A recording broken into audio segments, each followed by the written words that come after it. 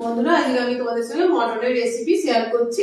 মটনটা আমি আজকে 8 ঘন্টা ম্যারিনেট করে রেখে দিয়েছিলাম। আর কি কি ম্যারিনেট করেছি সেটা তোমাদের বলে দিই।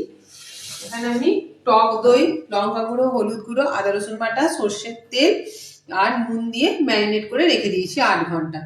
আজকে আমি প্রথমেই মাংসটাকে কড়াই করে রান্না করব, কুকারে করব না। এবার রান্নাটা শুরু করছি। প্রথমে কড়াই তেল দিয়েছি, এর মধ্যে তেজপাতাটা দিয়ে দিলাম। এবার পেঁয়াজগুলো দিয়ে দেবো।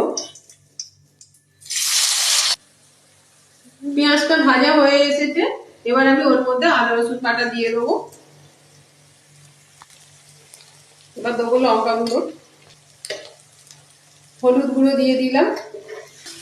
এবার মশলাটা একটু ভালো করে আগে আমি কষে দেবো। মশলা কষা হয়েছে, এবার টমেটোটা দিয়ে দেবো। এটা একটু কষে নিই। মশলা কষা হয়ে গেছে, মাংসটা দিয়ে এবার কষবো।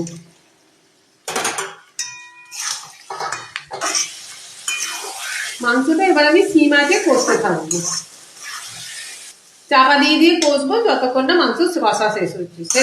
মটন কষা রেডি হয়ে গেছে, এবার ওর মধ্যে গরম জল করে রেখেছি, সেই গরম জলটা দিয়ে দেবো। সেদ্ধ হয়ে গেছে, আলু দিয়ে দিয়েছি আর গরম মশলা বেটে গরম মশলার জল সমেত একবার এটা দিয়ে দিলাম।